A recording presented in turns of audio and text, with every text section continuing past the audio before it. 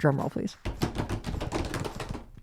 Drop off. College drop off. It is the season of saying goodbye, of saying hello to new chapters, of dropping people off. This is an episode and a conversation for you whether or not you have kids, because every single one of us has a very difficult time dealing with change. And we also get triggered by the people that we love who get triggered by change. This is going to be one of the best years of your life. Hey, it's your friend Mel, and welcome to the Mel Robbins podcast. Today is a hot on the mic. What do we call this, Amy? Jump on the mic. Jump on the mic episode. Let's jump on the mic episode. I was downstairs talking with two colleagues, and we were talking about, drum roll, please. Drop off. College drop off. It is the season of saying goodbye, of saying hello to new chapters, of dropping people off, of helping people move into new jobs, move into school, start a new grade. I guarantee you, either you or somebody that you love is going through a major change right now. They are starting at university and you're about to drop them off. They're going into their senior year of high school. That's what's happening here in the Robbins household with our son, Oakley. You've made a new sports team. Wow. And it's game on. Like, you actually made the Division I. Let's freaking go. Oh, no. Have you ever noticed that about changing? That you can be really excited about something. You can be excited about moving in with your boyfriend or girlfriend or significant other. You can be excited about the new job that you're starting in the fall. You can be excited about starting to finally date again after a divorce or a breakup. But you're also nervous. And so as we were starting to share stories around the island in the kitchen, there was so much meaty, amazing stuff happening. I'm like, everybody shut up. We're going upstairs. We're turning on the microphones and we're talking about this. And this is an episode and a conversation for you whether or not you have kids. This is an episode and a conversation for you whether or not you have anybody going back to school or starting a new job, because every single one of us has a very difficult time dealing with change. And we also get triggered by the people that we love who get triggered by change. And so let's just start with Lynne, who is sitting right here to my right. And she was the one who started this domino fall by saying that you just dropped off your daughter in college. Yes. It's heart-wrenching every time. I think it's just part of the process. I think it will be this way every year. And I just know that this is part of what's going to happen, right? This is the transition. Yes. Why is it heart-wrenching for you? Seeing emotion from either of my children. I had this with my firstborn as well. Dropping him off the first year, he thought he made the biggest mistake, chose the wrong school because he did not know a soul. And it's really scary to leave them in a state of, kind of emotional distress. Yes. It is so hard. And I didn't do the right thing the first time around. What did Let you me do? just say. Let's hear the big mistakes. Okay. Lay it on us. Oh, everything went wrong because I was so sucked into the emotions that he was feeling that I was crying. I was upset. I was not strong for him at all. Yeah. I wasn't encouraging him. I was wanting to take him home. You were in it with him. I was so in it with him. I get and that. And I think I learned that I am an empath, so I take on the emotions of other people. A dog trainer told me once that I was, the weak link. So it's true. I was then the weak link because anytime anybody else was suffering or upset, or I thought I was putting somebody into this uncomfortable place, I just fell apart and I had to save them. And I was robbing them of the opportunity to rise up and deal with change because we all have to learn how to do that. So Right. as I, went through this with my son and now with my daughter, although they're two different people, I know that the best thing to do for them is to encourage and to just remember and remind them of the skills they have to rise up, to be able to handle anything, and it makes them stronger adults. So what did you do differently dropping off your daughter the last couple days that you screwed up with your son at that first drop off? Oh, yeah, that's clear. Dropping off my daughter, even though she was still emotional and loves her school, like Right. really excited to get back, loves her school, but it's a new living situation, new people, surrounded by new people. But what I did differently is that it's more of a encouragement that you've got this.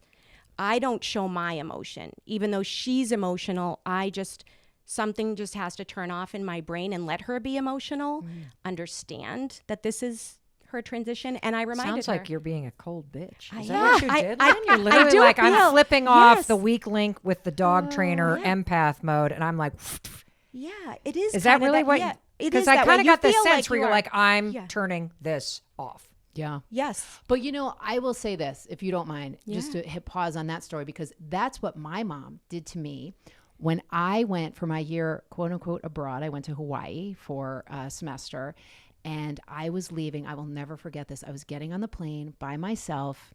How old are you? Like 18, 19 years old, right? And I was so scared. I could almost feel like my voice trembling now. I can really get in touch with how afraid I was. And I remember I looked at my mom and I said, well, I can always come back if it doesn't work out, right? And you know my mom, she said, no. Yeah. She said, you can't come back. What? You better make this work out. Let me tell you, though. That's the Are best you thing. It is kidding the me? best Yeah. thing. It is It the was best the thing. best thing, because if she had said, yeah, give me a call if in 5 days it doesn't work out, give me a call if your stomach is out of control with anxiety, give me a call if you find yourself in the psychiatrist's office, all of which happened, right? If she would have said that, I would have given her a call and I wouldn't have given it a go, right? I would have kept looking back to my mom to see, is it time to go home yet? Can I be done now? This is so hard. And instead, I looked forward at the volcanoes of Hawaii, all the new people I was going to meet, my roommates and all that stuff. Wow. And I was able to look forward. And it was cold-hearted, right? Like it was is. terrible. Right, but you do I need believe, that. Yeah. You do. You really do. Yeah. And dropping my daughter off the first year, she said, I made a mistake. Can I come home? And Yeah. I said, no, definitely not. She said, what about after the first semester? And I said, nope, definitely not.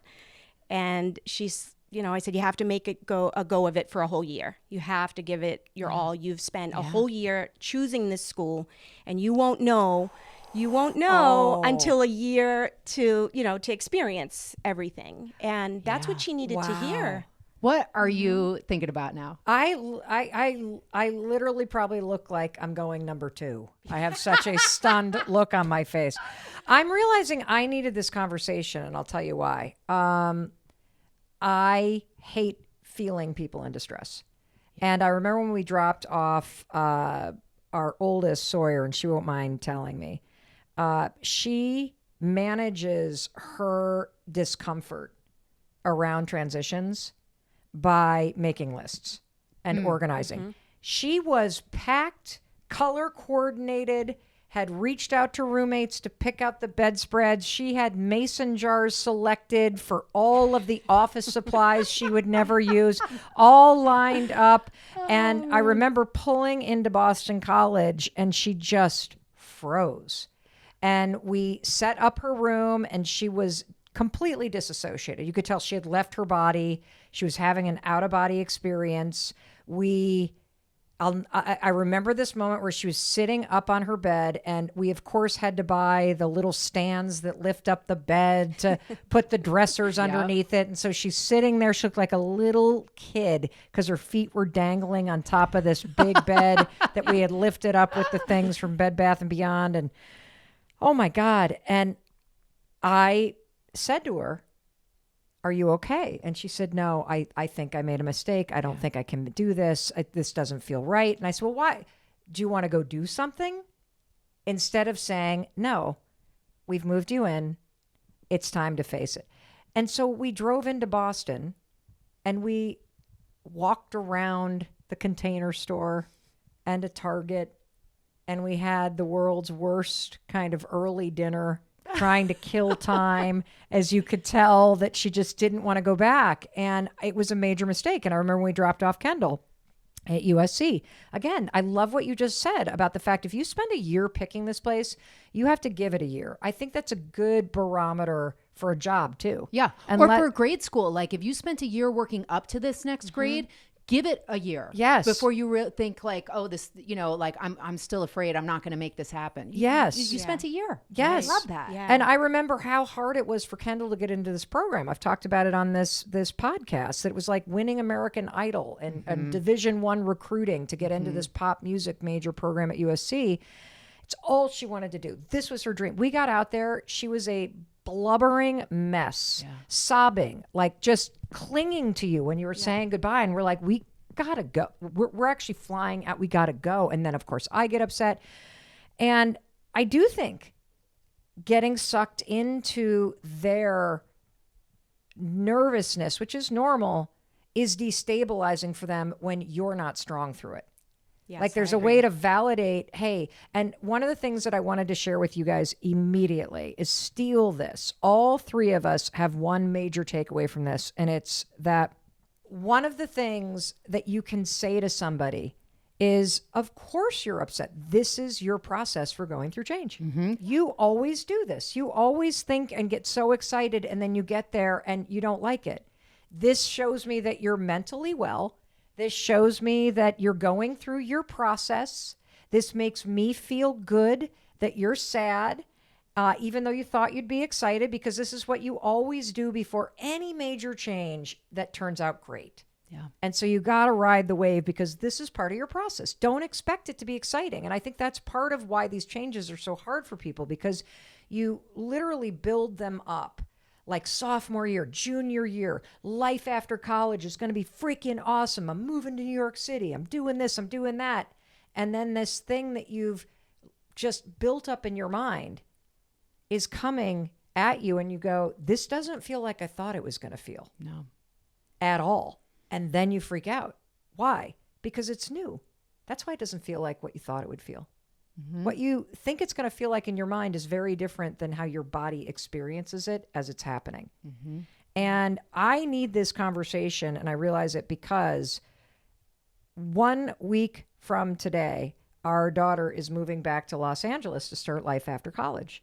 And just yesterday, I was saying goodbye to 7 of her best friends from USC who had come from her birthday weekend.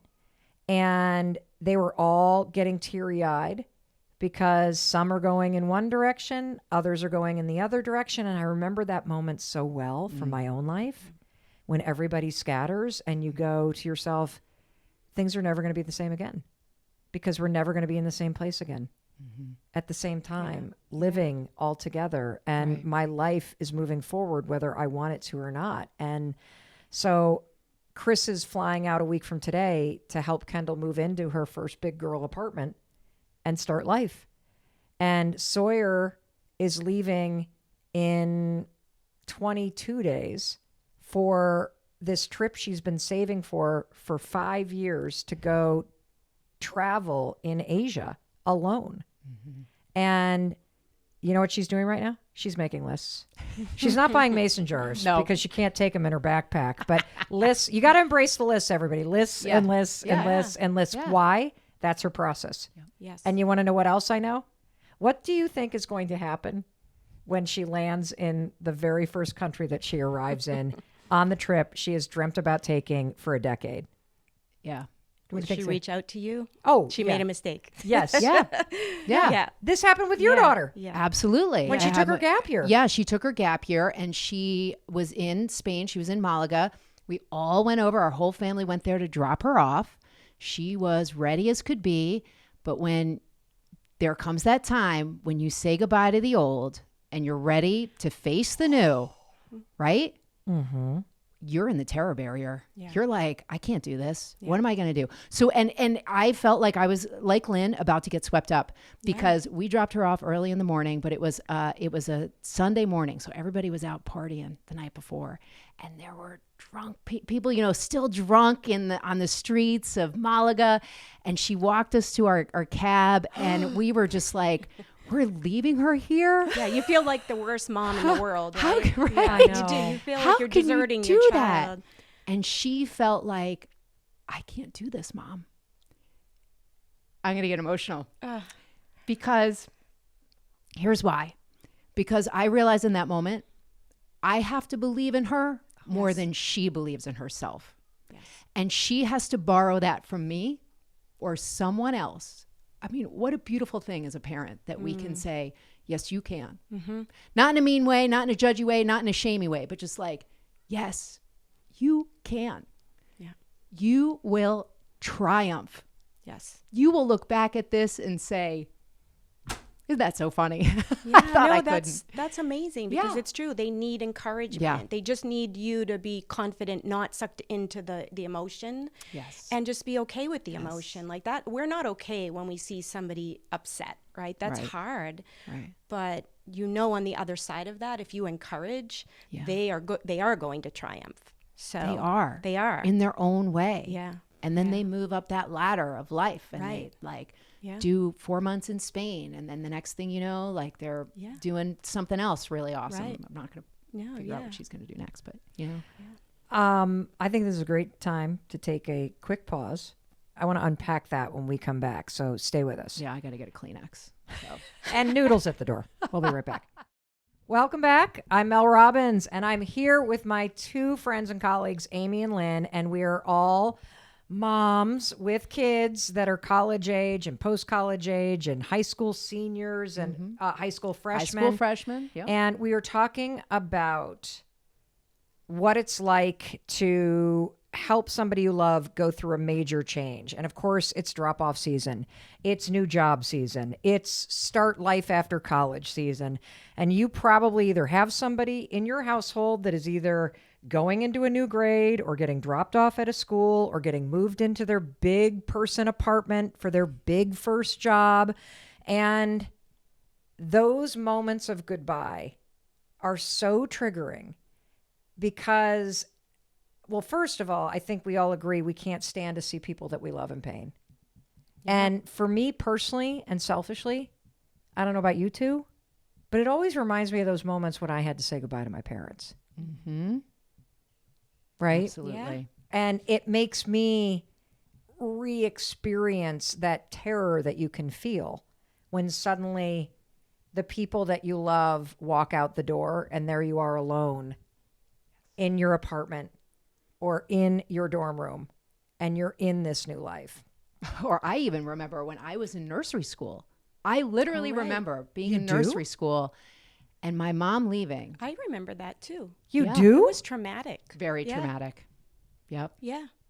Now, every young mom listening right now is like, we've just scarred her for life, or him, or Well, they. maybe we show them a better way to do it, though. You Yes. know, like, I mean, what if you could prep the kid and say, you know, like, you can do this. And I know that this is going to be hard, but use that bridge, right? Like, when I see you again, you are going to have been to preschool for the first time.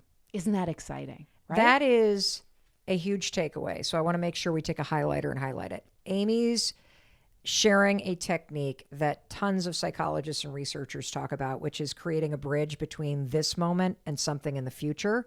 And they always say that when you drop a little one off at a daycare or school, you build that bridge and are like, I'm going to see you tonight. I'll be here to pick you up. You're going to have a great day playing with your friends, and I'm going to come back, and then we're going to do this. And the same thing, I'll see you at Thanksgiving. I'll see you in a couple months when I come visit. I'll see you in a week or so. And so creating a bridge is a wonderful way to provide that emotional stability. And I also want to take a minute and highlight two things.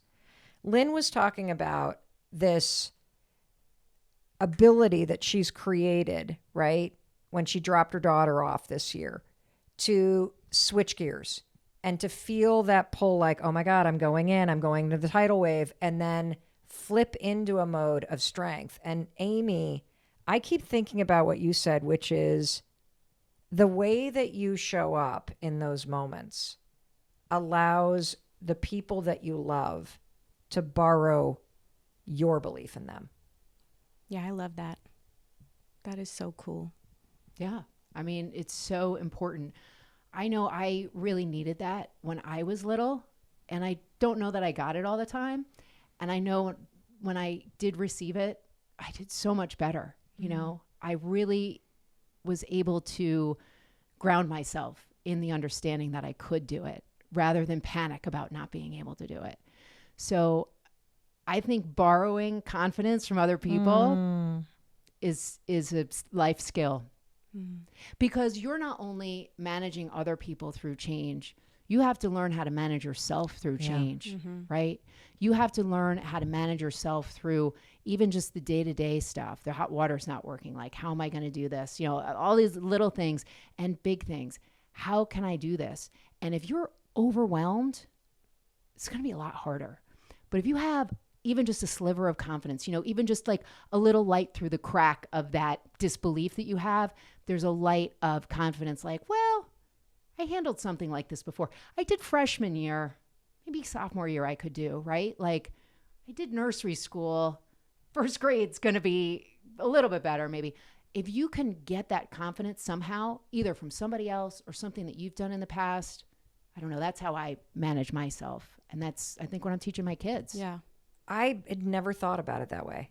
Like that the role in that moment of drop off is to act in a way where you're exuding confidence in their ability. Yeah, you acknowledge this is going to be really hard. And you're right, junior year doesn't feel like sophomore year did. And you're not living with the same people. And, you know, the same people aren't on campus and people have graduated. So it's not going to be exactly the same, but it could be even better. And this is going to be hard. And I believe in you. And I believe when I see you again, you're going to be doing great. And I love you and I miss you. And then look them in the eye, give them a big old hug and kiss, then turn around and pretend you actually feel all those things as you walk away, right? You got to walk away without sobbing and running back for that hug like I always do. Do not do that move. Yes, no, that's kiss of death. Yeah. Kiss of death. Well, I want to turn to you, Lynne. I don't mean to put you on the spot, but you're doing this for yourself because you left a job where you were for 10 years very successful and you are brand new to our team. And you're here in Vermont at the first offsite that we've had where you've been on the team. How are you coaching yourself through a big transition? Because, you know, we've been talking about being that confidence, you know what I'm saying, for someone else. How are you doing it for yourself? Because you don't even look slightly nervous. You know, I think I am. Because you always wonder, right? That little piece, that little voice in your head that will say, am I the right person? Is this the right opportunity? But I just don't give myself permission to listen to that voice. I don't. I just know that I've been capable before of transition. I am not afraid of change, even though it's uncomfortable. I know I can do it. So I just keep telling myself that. And it's interesting you asked because I mentioned to my daughter this morning, I'm going through all these things too. You know, even as upset as you are, I know this is going to be perfect. Like you loved last year, right? And I didn't even know if she would get emotional this year. I was kind of hoping I'd escape it. But, you know, I didn't. More practice for you, Lynne. Yeah. But it's, you know, it's perfect because now I have something I can say to her. That, you know, I'm going through all this too. I don't know if the team's going to like me or if I'm going to be the right person for this job, but I'm going for it. And I'm just telling myself that I know I can do it just the way you can. And you are going to thrive this year. And she feels so confident. I know just in the responses that I get from her, that gives her that little boost of confidence that she doesn't quite yet have for herself. But over college transitions, job transitions, every transition, if we as the parents can do that for them, to just, like you said, you know, be that voice kind of giving them that confidence that, you know, maybe they just need that little push. Eventually they'll do it for themselves, you know, and they won't need us, and then they'll be doing it for their kids. And one other thing that I'm realizing talking to you guys is I think one of the reasons why I've always been so triggered in these goodbye moments is because I left home at 18 and I never moved back. Wow. Like I left Michigan to go to Dartmouth, and it's not like you can drive home for a weekend. Right. And so I would only see my parents on the big holidays. And then I stayed on the East Coast for jobs and for internships and never went home. And so I think part of what I carry into these transitional moments, like I am thanking God I'm not the one moving Kendall in, because these stir up so much for me. Like, am I ever going to see you again? Does this mean you're going to live in LA forever? And I know intellectually, I just want you to live wherever you are happy. Mm-hmm. I'm not going to, and I as much as I want you to be my next door neighbor, which I would love, and I'd love to be in a business with my kids, I'd love to see them every day. I can't lay that on them. Mm-hmm. And so it brings up so much for me when my kids are, when Sawyer goes and travels, in the back of my mind, it will be, oh God, are you going to meet somebody as you're traveling? Are you going to live in Asia? Are you going to be so far away? Because I miss my parents terribly. Like, one of the things that I hate the most about having raised our kids in Boston is that my parents weren't around. And because they're still in Michigan. And so I think that's also part of what makes it so difficult for me. And I love what you two are sharing, because it's given me a new way, other than shove down the trauma. Don't let your shit get on their shit. It's given me a different way to think about it. That you, as a friend, as a family member, as a parent, as a partner, you have the ability to display confidence on someone's behalf. Yes. And that allows them to borrow it. Now, I always then sob in the car. That's a good What I'm move. saying, or in the airplane seat. Yeah. Right. Or Power whatever. mom move. Yeah. But that was really helpful. Thank you. Yeah. Thank you. Yeah, absolutely. So how would you then deal with that if you had to deal with Kendall now? Do you think you'd be able to, and I don't mean deal with Kendall, but if you had to take Chris's place and move Kendall in, do you think you'd be able to do something different? Or you think that it would be hard? Or, because I'm sure there are a lot of people that are feeling like, how actually does this look? How could I jump into that role? It's a great question. And I'm going to hit pause. We're going to hear a word from our sponsors. Great. And that'll give me time to stall and think about a really good answer when we come back. Awesome. Welcome back. I'm Mel Robbins. I'm here with my friends and colleagues, Lynne and Amy, and we are talking about just going through these seasons of change. It's a huge drop-off, back to school, new job kind of season as we're recording this right now. But this is a topic that is pertinent any moment in your life. And I didn't realize how deep this was going to go. Because I thought we were just going to talk about tips for college drop-off. Yeah. But it's like, or back to school anxiety. And now I'm like, I never went home after I went to college, stirring up all this shit about not living close to my parents, and I miss them. And you just asked me, would I handle it differently? First, I have a confession. I secretly hope Kendall doesn't end up in LA. And I notice I'm a bit of an asshole. And anytime she does any kind of griping about the LA scene, I'm like, yeah, you really are just like an East Coast person.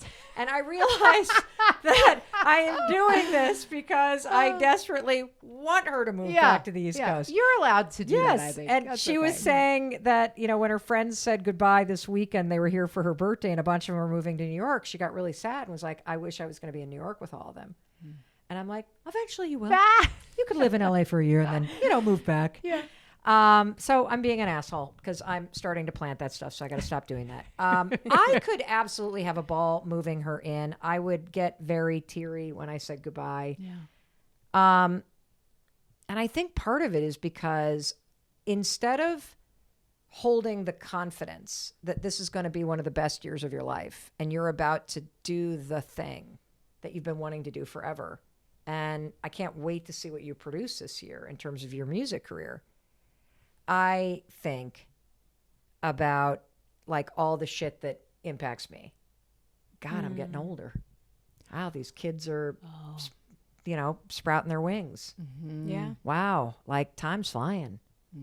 Holy cow. How did this, I start going there and get very self-reflective, and I'm going to use what we've talked about today to stay in the space because I have a choice. I don't have to torture myself. I don't have to make everything so deep. That's what Kendall always says to me. Not everything's that deep, Mom. Just because you're moving me into an apartment doesn't mean you need to get that deep. Yeah. You could just stand in confidence and go get them. Yeah. good luck paying your bills, because this is it. This is the moment we've been waiting for. And I think what you both have said about like sort of flip the switch, know your role in that moment. Yeah. Don't let it get too deep. Be confident about what's about to happen for them and exude it so that they can borrow it from you. Yes. Yeah. That fucking helps me. Thank you. Does anything else come up for you guys in terms of those moments? And then I'm going to share one story quickly that is super important that I think everyone will get a lot of value out of. I had something come up, but I totally forgot what it was. Yeah, I just think that, what you just said is great. And like, you might get emotional, but that's okay. You can get emotional with them and tell them you've got this, like, this is what you want, and really ask them questions, because maybe she does want to go to New York, but maybe she doesn't, right? And she does. She talks about she that. does want to go. Come on. But awesome. I think it's like that would be music to your ears if she wanted to change her mind, but you don't want her to give up on her dream either. So it's like really being the voice to ask those probing questions, even when we might want something, and it's really up to us to say, well, what would your path look like? And just make sure that they are making the decision, not to please us, because I could get really comfortable with that. Like, I could totally lead that. You're okay right? with causing that much guilt trip for people, right? I could. But would I be serving my kids and their futures? No, I wouldn't. So, you know what else this makes me think of is those phone calls I got from our daughters when they were first at school, sitting alone, crying. And I'll tell you what really helped is this idea of narrowing their focus. Acknowledge that it's hard. Say you're not the only one, but you got to narrow their focus. Let me tell you what I mean by that. My friend Carrie Lorenz, who's the first female F-14 fighter pilot, wrote a book called Span of Control. And in an emergency situation, there are only 3 dials that matter in a fighter jet. That's it. And you got to narrow your focus so that you can gain control. And so if you are going to get that teary phone call, I don't think I can do this. Somebody's crying from the bathroom stall at a new job. Or, after a big sports practice at a new team that one of your kids has made, they're like really upset. I don't think I can. Narrow their focus. What can you do in the next hour? What can you do in the next hour? What could you focus on? Because part of what happens, I think, in these moments of change, whether you're at a new job or you're sitting in your dorm room alone, is you're like, I don't know what to do. I'm in a new neighborhood. What do? I feel like a dork. I feel like the only one. I don't know anybody at work. I don't know what people are talking about. You have to get out of your office. You have to get out of your cubicle. You have to get out of your room, and you have to force yourself to start walking around and talking to people. That'll make you feel better. It's the same thing when we moved here. Like, I wasn't going to meet anybody if I sat in my house and cried. I had to get to the coffee shop. I had to push myself out of that freeze mode and through my discomfort and keep reminding myself, Mel, this feeling is normal. You're going through a big change. It's going to pass, but bitch, you got to do something about it. Like, you want friends, you get your butt out there. And the same is true with you, and the same is true with the people you love. Another thing that's really helpful is that if somebody is overwhelmed by going through change, a lot of times the response to it is to freeze.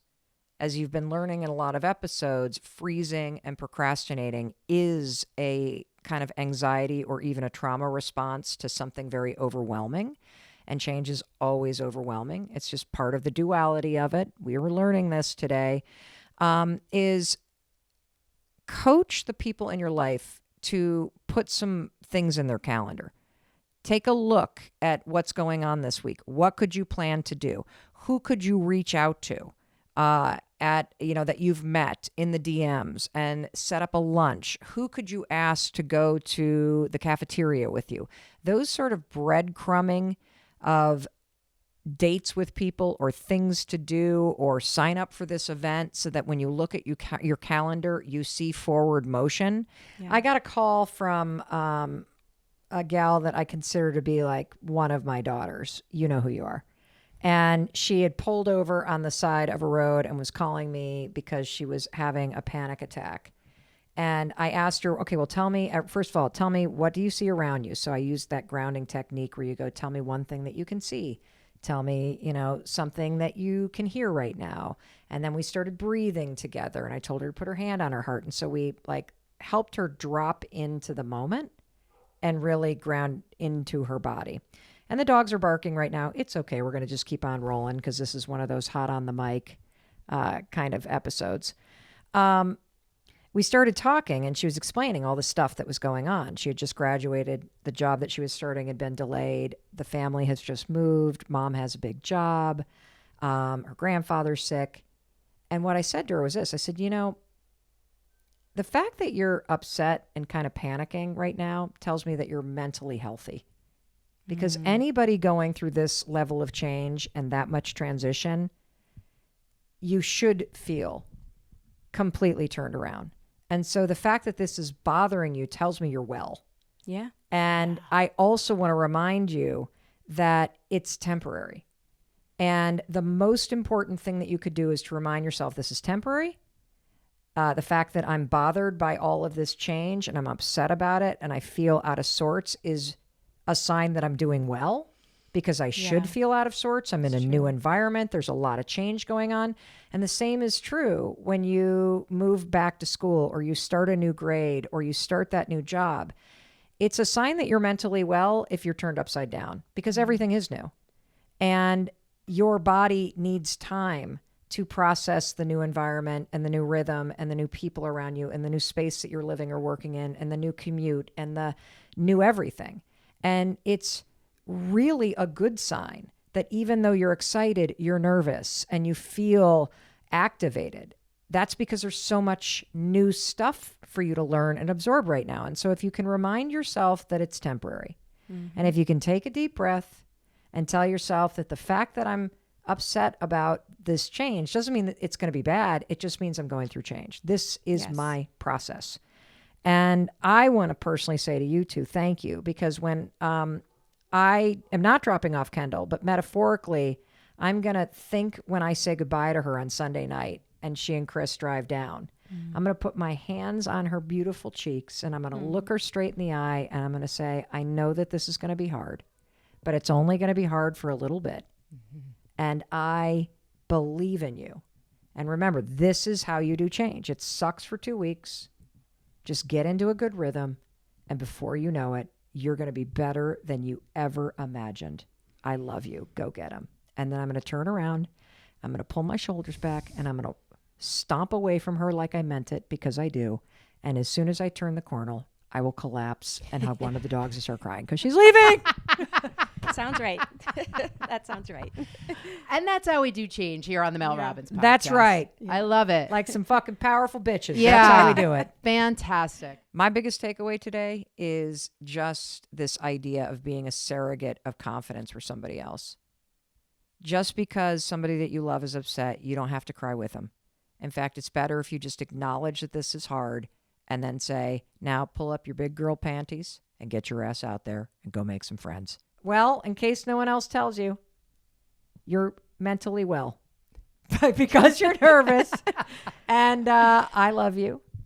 And I love you. And I love you. And we believe in you. We believe in your ability to just go through whatever you're going through and know that you've got what it takes to get through it. And we believe that. So borrow the confidence that you need from us. And we'll talk to you in a few days. Is this me? Yeah. Okay, great. Yeah. It's me. We're done. Mm-hmm. Okay. Test. All right. Okay. Now we're all talking at the same time. I think we're all at the same level. All three of us have one major takeaway from this, and it's that I forgot what the takeaway was. Oh, this is your process.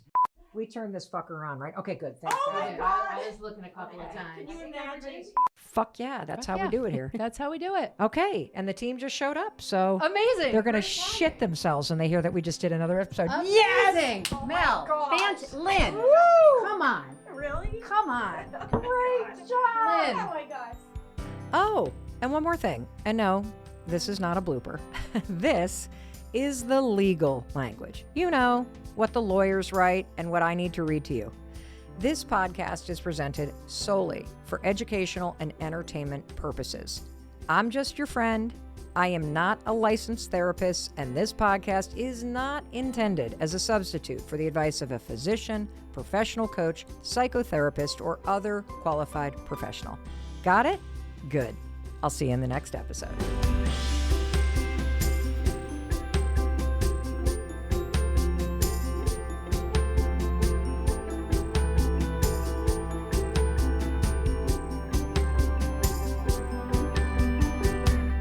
And if you loved that episode, you're going to love this one. This is about how to make friends using a coffee shop. And this is going to help you get yourself out of your apartment, out of your dorm room, out of your house, out of your way, out of your cubicle, and go make some friends.